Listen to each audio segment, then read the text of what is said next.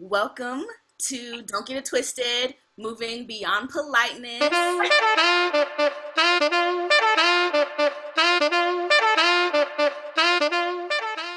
We came up with the idea to actually ask one another and ask each other publicly some really difficult questions. Moving beyond just sitting politely and only reaching the edge of people's comfort zone.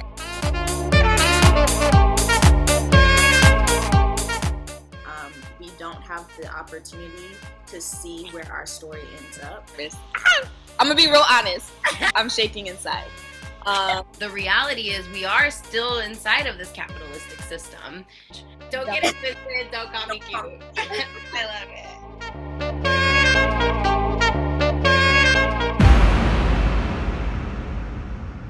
After I graduated and I went out there into the field, just realized that I was like, wow, there's not something that exists that all of me can show up, right? Like I can't be my full self in any of these spaces. I always have to compartmentalize, like, okay, here I'm gonna be a salsa dancer, here I'm gonna be a tango dancer, here I'm gonna be a hip hop dancer, here I'm gonna be a dance theater person. Like there was always these like spaces where I had to compartmentalize myself. And so I went to graduate school and I decided to start making work with my full self and like really just what would it look like if every single part of me showed up. And out of that, I created a piece with my thesis work called CONTRA-TIEMPO.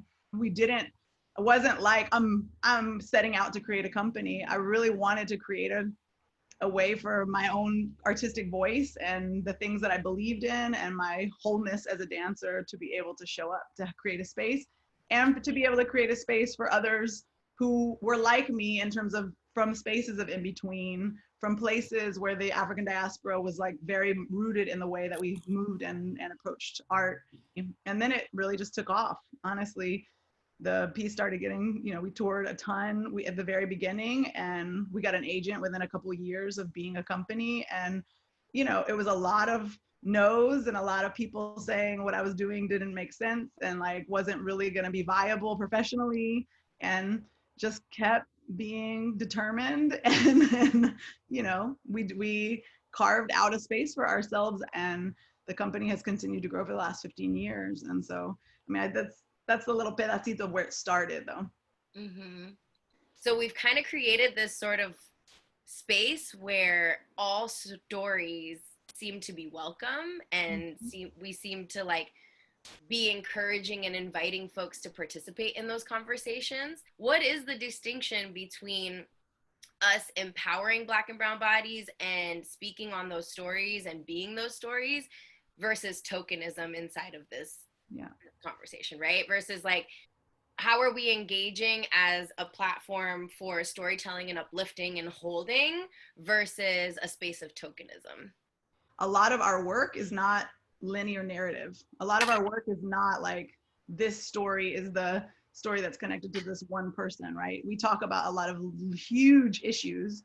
We integrate those issues into our art making through individual perspectives and individual stories. But there are a lot of like, for example, there's a couple pieces that show up that are like Toledo, like you telling the story about your mother. That's your story, right? Right. There are other ways that we are telling larger framework stories about immigration. There's so many different intersections in the story of immigration. Multiple people have multiple spaces of intersection in those stories. And so I think when you are in a side of the system that is really in many ways, our field is set up as a space of your livelihood depends on you owning your story, right? Your livelihood depends on you having, being able to have the capacity to, you're a business, you are a business, like basically the way our field is set up. But that idea at the core, I think is something that we're grappling with as an organization. Now that we are an organization, we're an entity, right?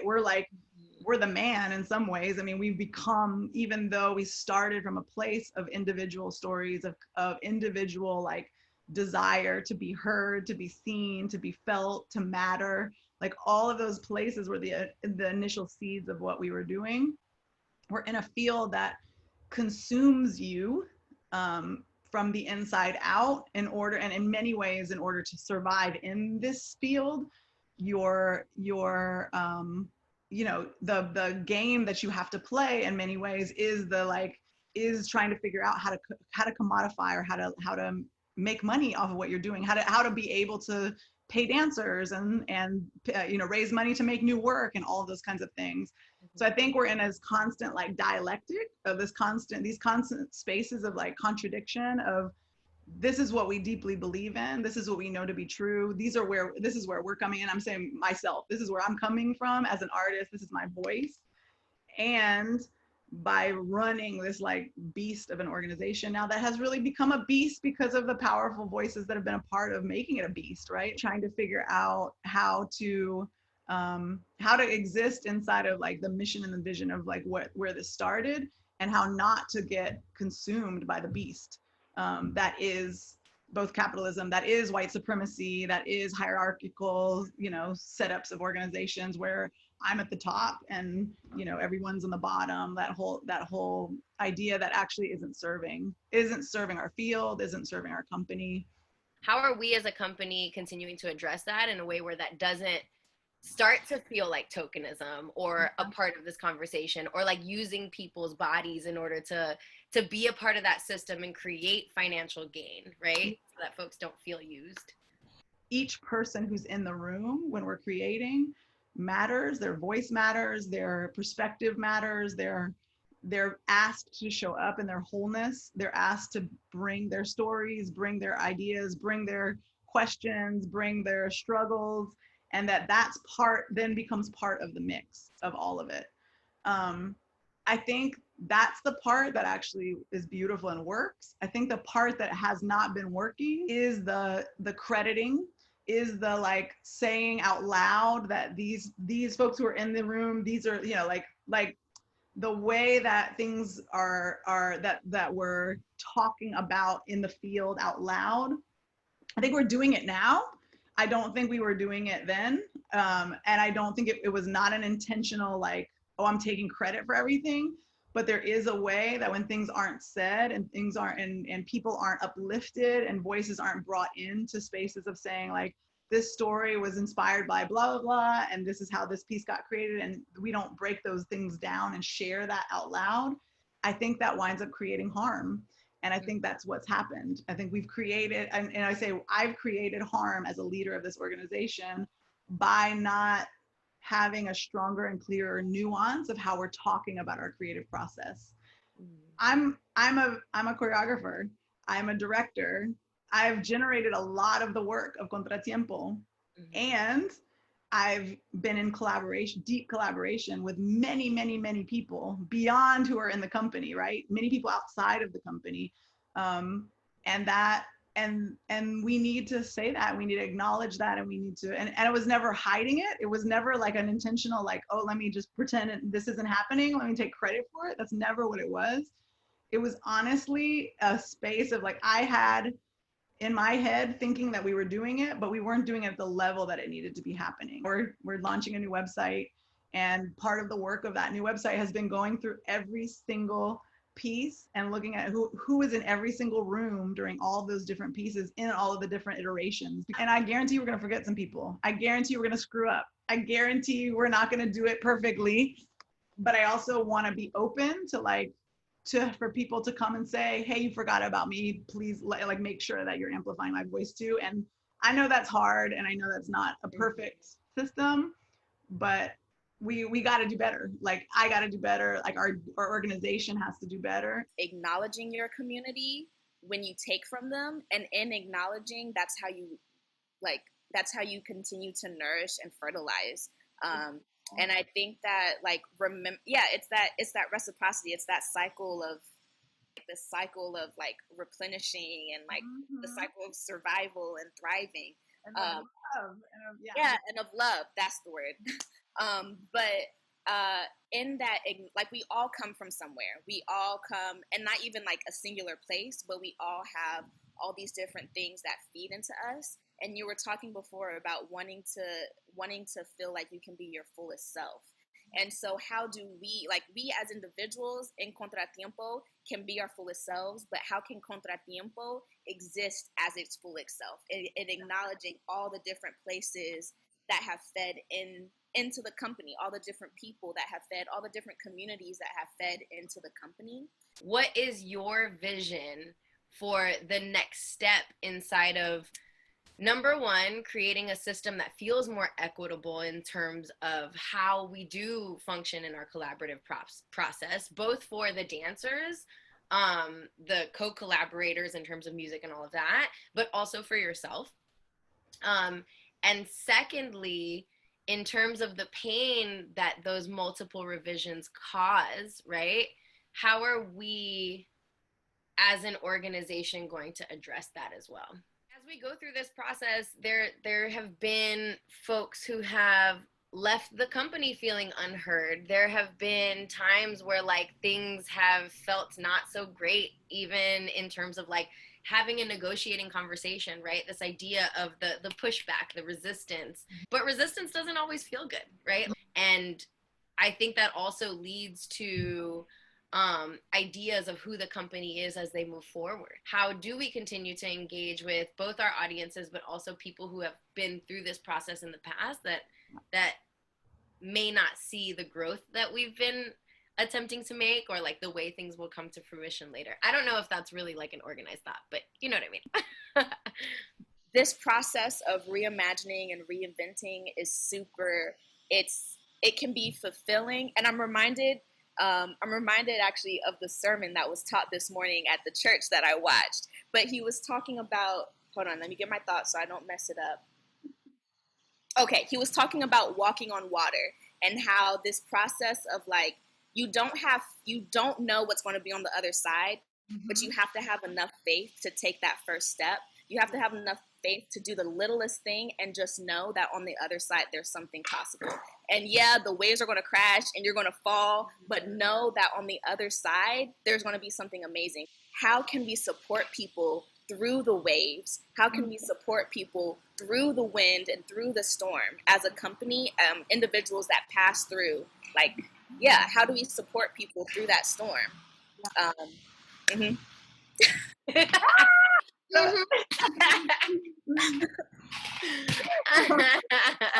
I love that we brought your preacher in here. So it's an evolving thought about what our future holds. I have been working a lot with Liz Lerman, learning a lot from her around her own process of creating collaboratively. But what does that look like what does it look like inside of the process to constantly be in a conversation of acknowledgement and permission and asking permission?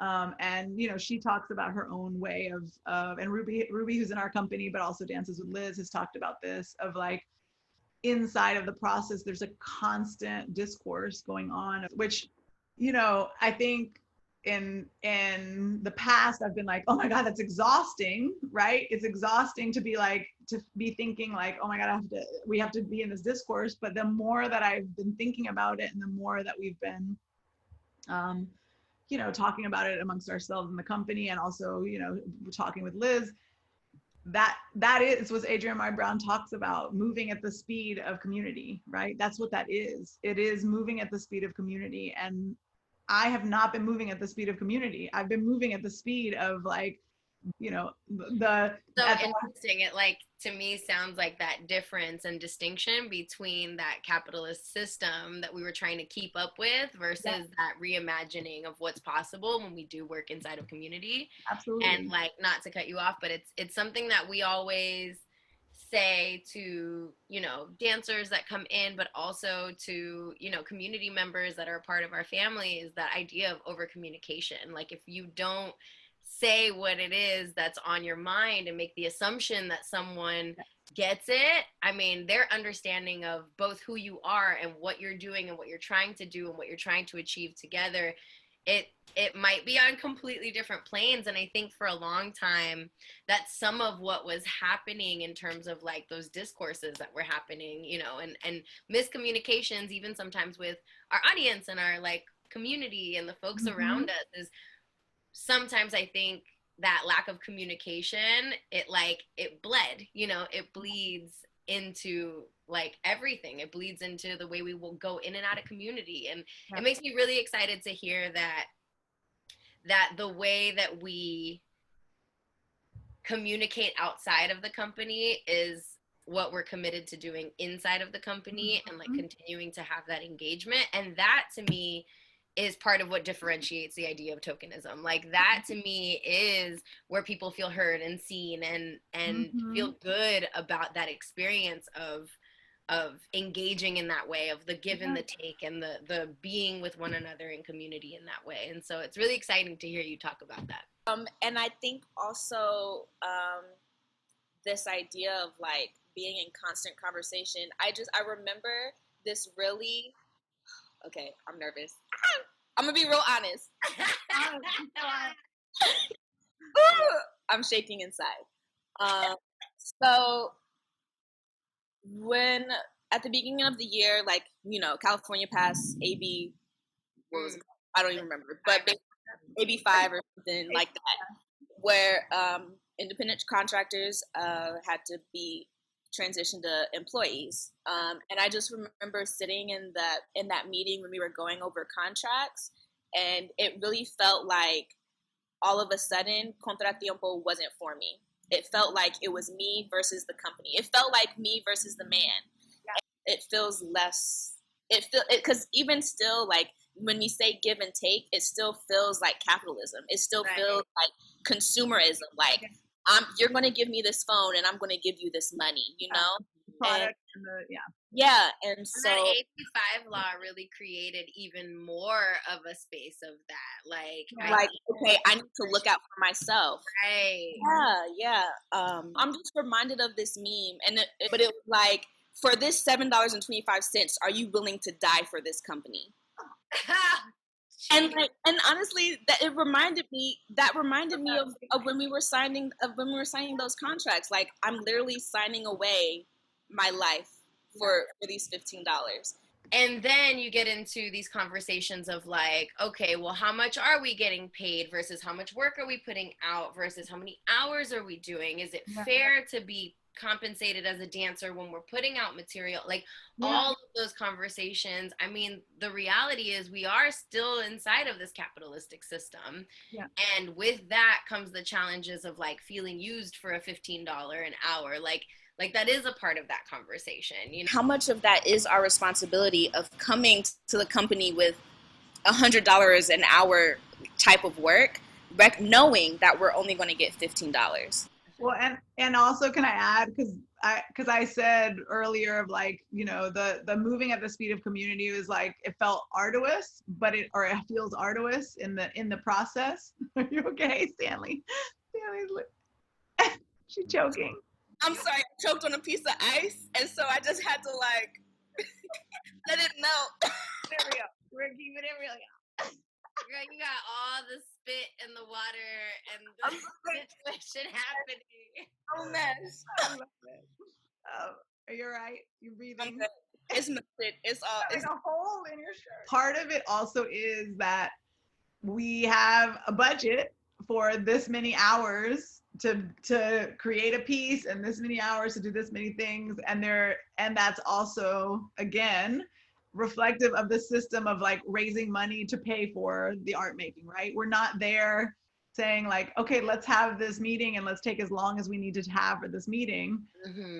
There's like a number of hours that we know we can pay to make this piece or to have this rehearsal or do that thing. So there is also, I just want to say that because I think that there's a huge part of labor. Like I really thought about this when Ruby had us listen to that podcast for our last meeting about patriarchy and the invisibilization of like women's work, specifically mothers' work. And I think of that so much in my role in CONTRA-TIEMPO. There's so much of the labor that I have invisibilized over the years that has like made it possible for us to actually be a functioning company. But it's the stuff that I do at like 1 o'clock in the morning or 2 o'clock in the morning, or like, you know what I mean? But it's the reason that we're able to actually make, be able to actually make money while we're doing the work that we're doing. And so I think that part of it too feels like it needs to stop being invisibilized. Number one, it's not even acknowledgement, because I don't need acknowledgement for it. I honestly need help, like or need other people to be invested in it, because then there is a difference then, Stanley. If there was an investment there, that people would say, I'm showing up and I'm just getting this paycheck. It's not just a paycheck. It's this is a vision that I'm contributing to and helping to like make possible, and my compensation will be based on me like really having that space and that power. Do you know what I mean? Which again changes the structure of what we're doing. It also though is looking at our field, because our field has been set up in this way. And I say our field, but it's really it's our economy. It's our entire economy. It's the larger system. I mean, it's so much bigger than CONTRA-TIEMPO in many ways. And not many ways. It's much bigger than CONTRA-TIEMPO. Our field is not set up in that way. So I just think, there's which is one of the reasons leaning into the idea of like us as an activist dance company, like what does that look like, and how could we set up our structures that would be different than if we're a concert dance company. That's like the majority of the labor that we're doing. Because you see like an example of community coalition or an organization where they're like hiring people for full-time positions, and in those full-time positions there's space to have those like slower meetings where you can really break down processes and be inside of it. I think hourly wages or hourly working doesn't set up the space to be able to have that amplio, like that like large open porous space to be able to work at the speed of community. It doesn't. Yeah, it's a nightmare. It doesn't work for the arts field in general. No, it doesn't. And like trying to make it fit, or we were trying to make ourselves as artists fit into this system where it's like, it's crazy because we as creatives are the ones that have the capacity to change the system. Like I firmly and fully believe that. Like artists in general, like the reason the arts are important is because we are the shift makers and the changers and the movers. And even if you don't know you're an artivist, you're an artivist, like simply by existing, we can create these systems, and as an example for a larger framework. I do want to say, and this is the part that makes my heart flutter. There's a part of all of this too, that to be really honest, there's got to be like I think that there has to be a mutual respect and like and a deep belief in each other's goodness. Yeah. And I think that sometimes there have been times throughout the history of our company where that's been out. And I just want to say that out loud, because I do think that does contribute to, it contributes to things not working. And it's the part that you're talking about of like communication, of people not feeling heard because there were choices made of not to say things when they were needed to be said. But then also there's like a, this real deep belief that like we are like that we have each other's best interest in mind, and if that's not there's going to be a sense of like no matter what is said or what is done, there's going to be this feeling of like this isn't this isn't working. And so I do think that has happened and not with just one person, but I think throughout the history of the company there have been people who have come in and it's like, it does not work. It does not work because the energetically it's not right. There's something that's missing in terms of like people's like deep reverence for one another. And I just think like I'm getting clearer on that. I'm getting clear on that as a leader of like that. I think in some ways my naivety is that a word? Being naive. I made it up if it's not. Being naive or being a younger leader, as I've grown in this position, I think that there are places where I should have made different decisions and should have like trusted my intuition faster and not let things go on and on and on and on and on, trying to kind of like shift things, thinking that I could transform things when it's not actually my job or my capacity to do that. And so I just want to say that out loud, because I do think that that's a part of it also, is learning and learning how you're going to make different choices moving forward. And sometimes you just have to have those like really difficult, challenging things that happen, that you make choices that you don't feel good about in order to learn and make better choices next time. And so, yeah, I just.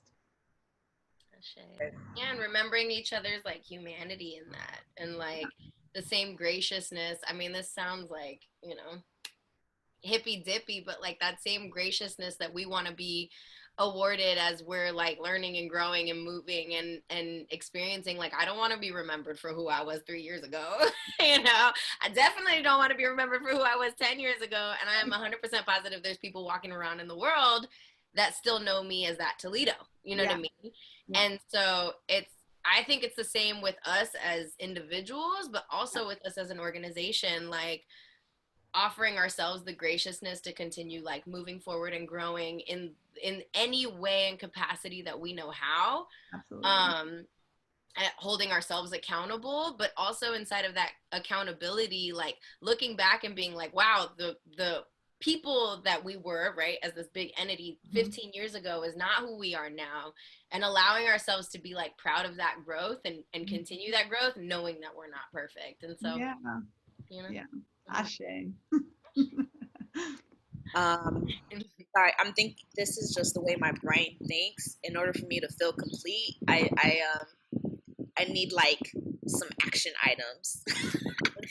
So I'm wondering, like, we were talking about, let me pull up my notes so I can make sure I say it right.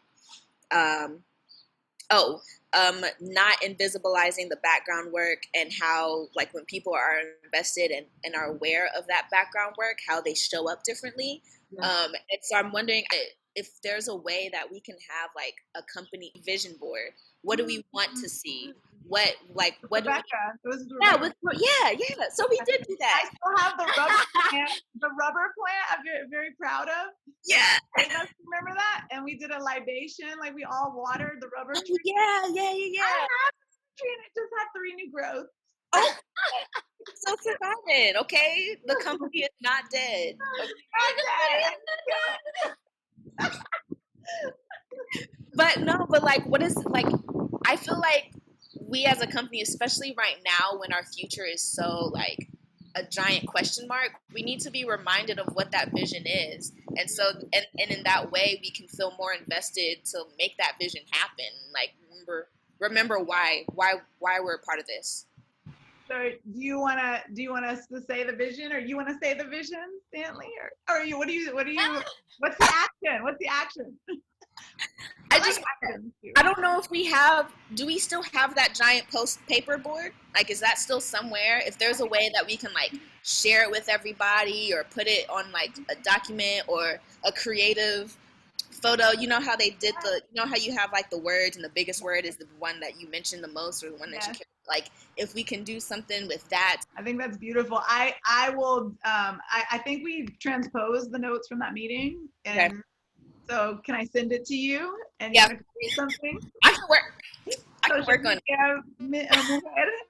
I think I just got a knock on the door, but I'm going to ignore it. Probably like, that's enough. Well, to finish it all off, Ana Maria, thank you so much for spending some time with us. There's more to come, obviously, with other dancers and things. And yeah, I just would like to acknowledge you all out loud. Because just coming up with this idea of like sharing out some of these conversations, it was such a beautiful idea, and you all have beautifully articulated it. I'm super excited to see the rest of the conversations with all the dancers. Yeah. So much love. Keep going.